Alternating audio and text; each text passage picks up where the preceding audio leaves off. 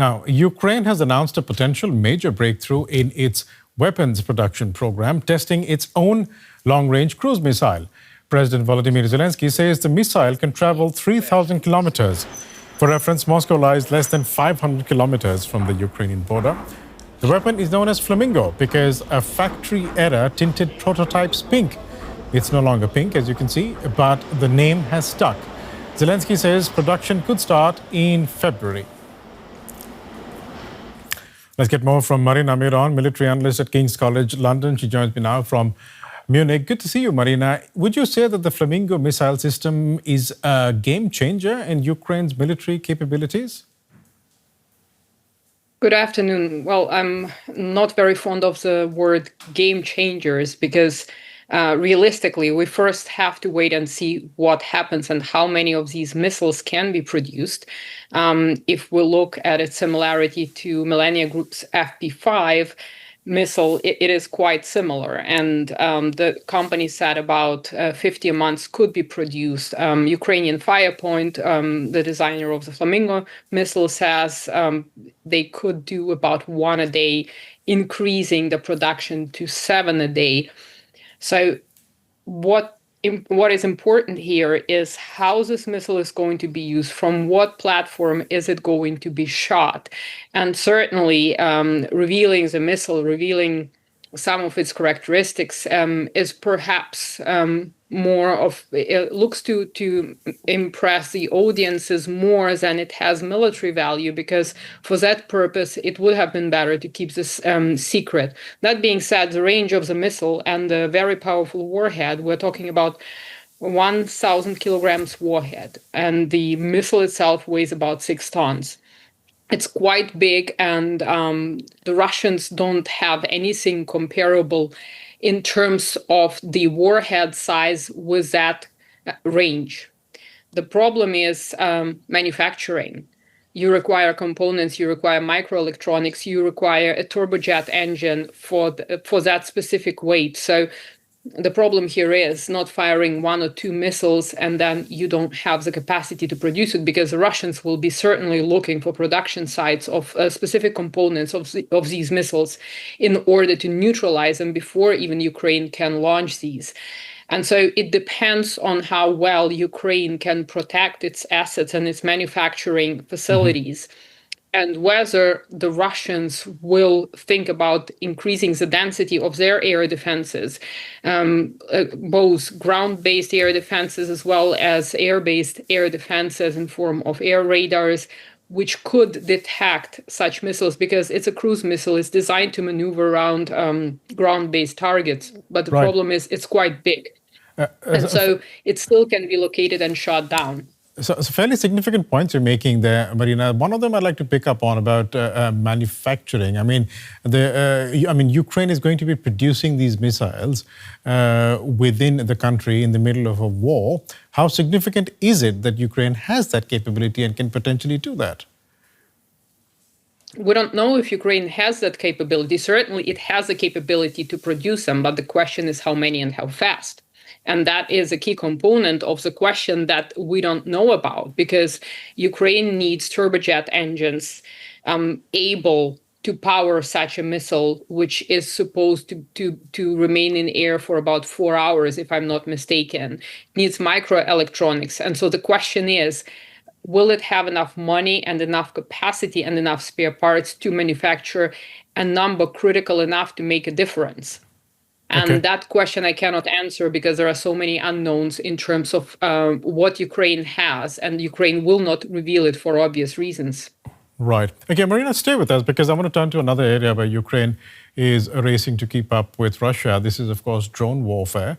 Now, Russia was first to deploy fiber-optic drones resistant to jamming and nearly invisible in the air. Now, Ukrainian brigades are using them too. DW's Max Zender, in fact, sent us this report from Ukraine. Zoning in on the target, in buildings and out in the open. Fiber-optic drones are the latest drone development in the arms race between Ukraine and Russia. Connected to its operator via a thin fiber-optic cable, they were first introduced by the Russians a year ago in the Kursk region. Now, Azov and other Ukrainian brigades are flying them too.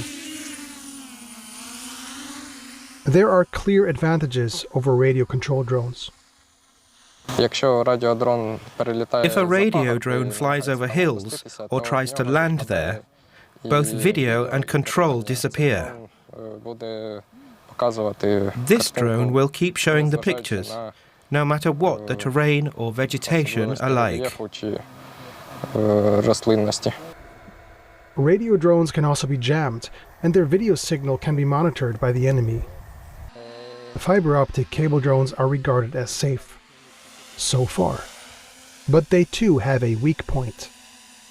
So this is the essence of these drones. This is the fiber-optic cable. It's very hard to spot, extremely durable, like fishing line.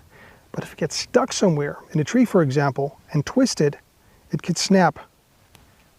And the drone loses its connection. And on a sunny day like this, another disadvantage becomes visible. When the cable is caught in the trees, for example, or in weeds in the field, that is, not right next to the ground, then it's clearly visible in sunlight, especially at dawn or at sunset. And can lead straight back to the operator. This footage shows what can happen. A Ukrainian unit was operating drones from a basement before their location was compromised. The Russians attacked, but no one was hurt. Drone pilots like Bolt know they're valuable targets. His brigade too started using fiber-optic drones a few months ago. There is also various ammunition. This is for a tank, Kamul PG-7. There are various spools with cable. Right now we're using this small spool because we don't have to fly that far, 10 kilometers. Setting them up takes more time than radio drones, and means more work. But their use has given commanders a fresh look at the battlefield. When we started using drones on fiber optics more massively, we found quite interesting points. There were machine gun nests, there were ammunition depots, there were motorcycles that we didn't expect to see there, but they were really close. Fiber-optic drones can also fly in two structures, making the dangerous job of searching buildings like this school obsolete. And we flew straight down the corridor between different offices. And you fly in like that, and there on the walls, the flag of Ukraine, some bunnies painted, bears. A regular drone wouldn't have revealed how the school is used today. It takes a little bit of your soul with the enemy sitting in this school. Few innovations have transformed the war between Russia and Ukraine as dramatically as drones, which now serve many purposes. At a command post here in the Kharkiv region, the orders are given to fend off a Russian attack. He's running. Let's kill that guy on the motorcycle. We'll take him out. Kill that guy on the motorcycle. Soldiers on motorbikes are attempting to break through the Ukrainian line of defense. Small, fast-moving assault groups have replaced large armored attacks in an attempt to avoid detection. They're hunted down with kamikaze drones and heavy bombers. Technology is forcing both sides to adapt. Our goal is to destroy the enemy. For this, we need to use everything. We need to be ahead of the enemy in development, to prevail in the latest technologies, to update faster and invent something new, to have a tactical advantage. Fiber-optic drones are just the latest innovation on the battlefield. They won't be the last. Marina Miron, military analyst at the Defence Studies Department at King's College London, is with me. Marina, Ukraine is often referred to as the first large-scale drone war. Is it fair to say that whichever side has the best innovations and perhaps the more numbers stands a better shot at winning on the battlefield? There is a key component of your sentence which I would like to highlight. The one side of the story is the ability to innovate fast and gain the initiative on the battlefield. The another side of the story is to scale production of that innovation, to make use of it when it works, because the other side will eventually adapt, and then it becomes superfluous. And so we have seen this back and forth with both the Russians and the Ukrainians trying to invent things. And the Ukrainians have been quite ingenuine. They have been much faster when it comes to recognizing the importance of the drones and specifically adapting their industry to producing different types of drones. And the Russians have been catching up on this. They reached some degree of parity, but from my understanding, the Russian side has been always more reactive, developing countermeasures in form of different electronic warfare devices and different physical protection carcasses, such as for their tanks. Now, what we're seeing is the next stage, and both the Ukrainian and the Russian military press talks about the use of fiber-optic cable drones as the end of electronic warfare because they are not jammable. But again, they can work only so long before one side adapts. And right now, the Russian side is talking about the use of laser weapons. The Ukrainian side has demonstrated a laser. So it's still interesting, but it always depends on how much of these new drones or whatever it is can be produced to create mass, critical mass. We'll leave it there for the moment. Marina Miron, military analyst at King's College London, thanks so much. Thank you for having me.